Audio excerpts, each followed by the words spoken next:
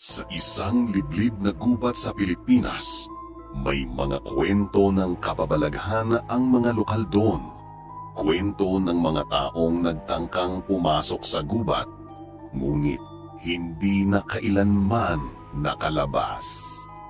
Marami ang nagsasabing ito ay alamat, ngunit may mga ebidensyang hindi maipaliwanag.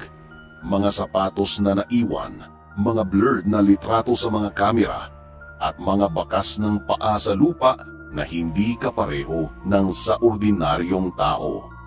Ito ang mga kwento ng mga kakaibang nilalang na kilala sa tawag na maligno sa gubat.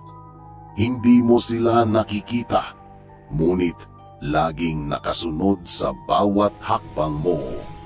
Kung iniisip mong ito ay kathang-isip lamang, marahil hindi mo pa naririnig ang iyabag sa likod mo. Hindi mo pa nararamdaman ang malamig na hangin sa batok mo. Para maniwala ka, panoorin mo ang nakakakilabot na kwento ni Rafael, ang lalaking nagtangkang pumasok sa gubat, ngunit sa kasamaang palad ay hindi na nakitang buhay.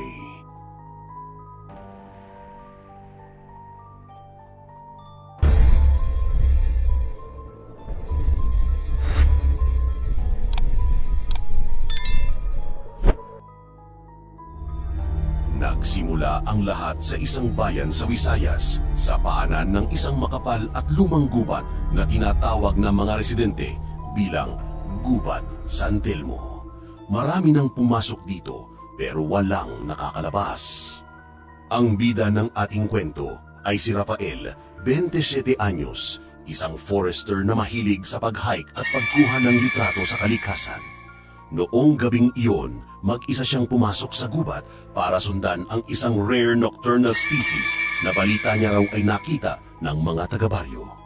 Pero ang hindi niya alam, hindi hayop ang nakita ng mga tao. Hindi lang nila masabi dahil ayaw na nilang maalala. Habang naglalakad si Rafael, napansin niyang biglang tumahimik ang gubat. Walang huni, walang hangin, walang kahit anong tunog. Sa kalagitnaan ng katahimikan, may narinig siyang humahabol na maliliit na yabag sa lupa. May tao ba dito? Bulong niya. Pero wala siyang makita. Hanggang sa may napansin siyang mahahabang daliri nakasilip mula sa likod ng puno.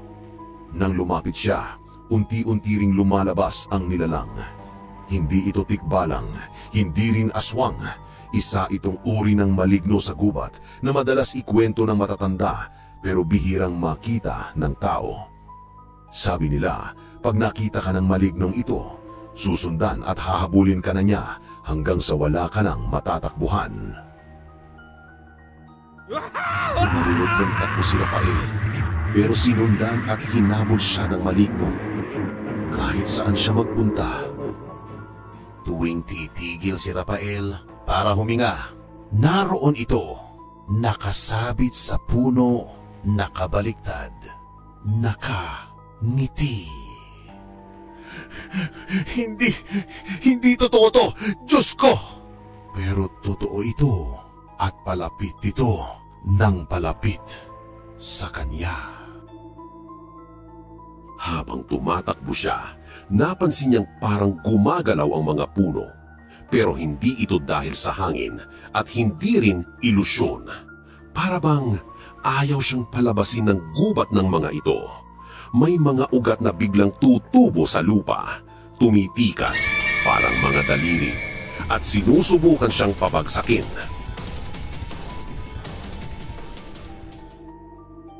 Nakita ni Rafael ang isang makitid na daan, isang bitak sa gubat na parang lumuluwang papunta sa labas. Ito na, sabi niya sa isip. Makakalabas na ako! Pero, saktong pagtapat niya sa daan, naroon ang maligno, nakatingkayad, nakaharang, at nakangiting parang inaabangan siya. Ayon sa kasabihan ng mga matatanda, huwag na huwag mong titingnan ng maligno sa kanyang mga mata.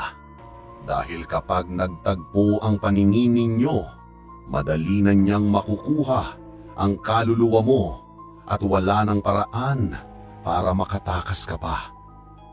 Sumigaw habang tumatakbo ng mabilis si Rafael, ngunit hinabol siya ng maligno hanggang mapatig siya at madapa. Sa sobrang takot, napatingin si Rafael sa mga mata ng maligno at doon niya naramdaman ang panlalamig ng buo niyang katawan at unti-unti siyang nanghihina.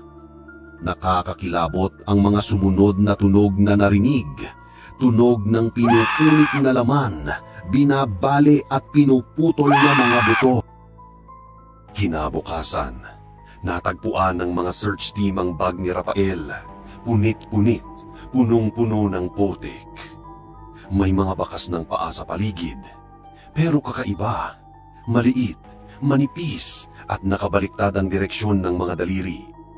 Nakita rin nila ang kamera ni Rafael, pero ang laman, mga blurred shots lang ng mga puno at isang litrato. Isang litrato ng malignong nakadikit sa batok niya habang nakatingin sa lens.